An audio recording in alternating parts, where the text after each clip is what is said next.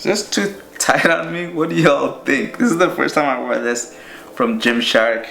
And huge shout out to GYMSHARK anyway, leaving their link below. What do you guys think? Let me know. What's up, my beautiful people? Welcome back to the channel. We are about to talk about my 245-mile week. How rough it was and the shoes that I wore, most importantly. The shoes were actually the biggest factor besides eating and recovering, but the shoes were the game changer in this whole thing. So let's get right to it. The Hoka Clifton 6. These were sent to me by Roadrunner Sports. Shout out to them. They also sent me the Pegasus 37, but we'll get to that.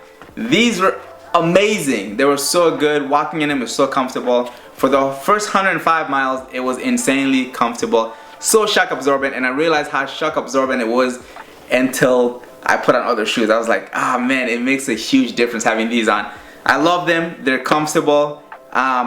They started to hurt me after 105 miles. I don't know if my feet was because my feet was getting swollen, but my right foot specifically was hurting, and I realized that when I run slow, I grind my feet. It's like shh, shh, shh. So obviously the bottom of these were starting to kind of go off on me, and that's the way that I was running as well. They were insane, but it got to a point that I couldn't wear anymore because it was hurting my right feet, and we had to try something else. So I had to jump into the Adidas Pure Boost, the OG of OG for me, and I was like, yes, this is so cool. My feet is not hurting. It's so light. Yeah, after 5 miles, closer to the 8, I started feeling I was running on cardboard. Literally, there was no support at all. My joints were feeling it. I got home and I told myself, hello, you know what? You gotta go back to these Hokas, and I put it back on that same day to kind of push through it. And I kind of like, you're numb to the pain. But the following day, I couldn't. So we brought the Pegasus into it. Pegasus 37s. I put these on. I was like, okay, I feel much better on my foot. And then it has a little more cushioning than the Pure Boost. So I started running in these, and they were awesome. And I was enjoying it, but I still felt the difference in my joint. Not as bad as the Pure Boost, but there's something about it that it wasn't giving me that the Hoka Clifton 6 did. And I said, you know what? Let's try another shoes too. We brought back the Ultra Boost. The Ultra Boost, we put that on. I'm like, I was like, this is the winner right now. Ding, ding, ding. It is comfortable. I feel more support on the joint. Still not as much as the Clifton 6, but I was running in these, and it got to a point I'm like, you know what? Forget these, let's go back to the Pegasus. We went back to the Pegasus. Pegasus were awesome. I was enjoying it, but I was literally dreaming of the Clifton 6 because it brought some comfortability that these weren't doing at the end of the day. But I knew the difference was the pain on my right foot. So I started to just run in these. So most of the run actually was split between the Hoka Clifton 6 and my Nike Pegasus 37.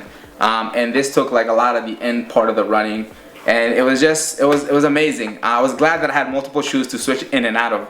And people are right, when you're running a crazy amount of distance, make sure you get a size bigger or half a size bigger, because even till today, this has been a couple of days later, some of my shoes that I put on soccer cleats, my feet is so tight because it's so swollen. But when I look at it, it doesn't look that big, but it's still a little chubby.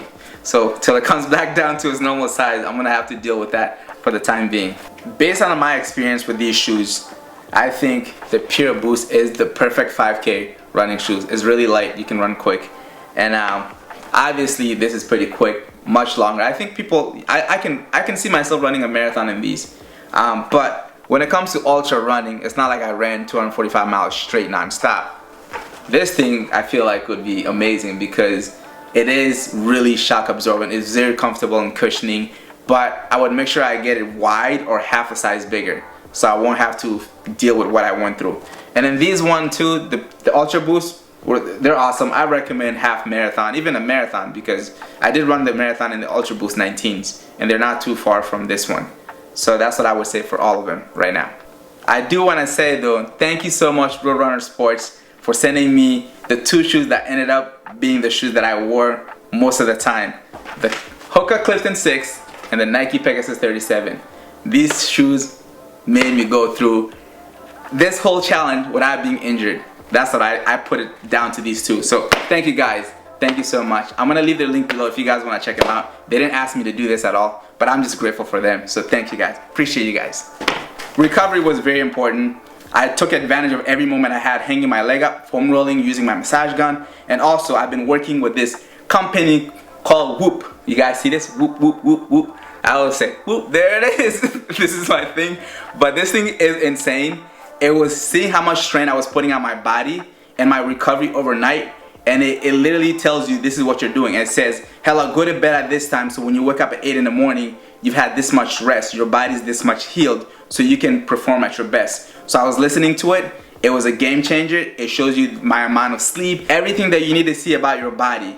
It detects your run too. When you go running, it'll know that you ran. It'll put it down. When you go biking, it knows an activity that you've done. So it's not an actual running watch, but it's a device that's good for any kind of fitness. So you get to see how your body's performing and how you can let it heal throughout time. Obviously, if I wasn't running every day, this thing is telling me, hella, rest your body. You're putting a lot of strain. Take a day or two off. But since I don't want to take a day or two off, but I try to listen to it in a way, get an extra sleep, do these little things to make it as best as possible. So I'm leaving their information below. Check them out. Whoop, game changer. Food, I ate a lot of bagels. To make it short, bagels, bagels, bagels. I ate rice, avocado, all these stuff, but I was eating bagels every day. Like, I ate bags of bagels. Obviously was drinking a lot of electrolytes. I was having running gels, taking those with me, and water, but most of the time the electrolytes was most important because I picked the hottest week of the year, which was insane. I didn't plan on it, it just happened to be. So yeah, I hope you guys enjoyed this video. This was just going over a little bit of the journey of the 245 miles with the shoes, with my Whoop, with my Gymshark clothes. I love you guys. Make sure to get after it no matter the circumstances. You got this always. See you in the next video. Take care. Bye. Let's get it. Let's go.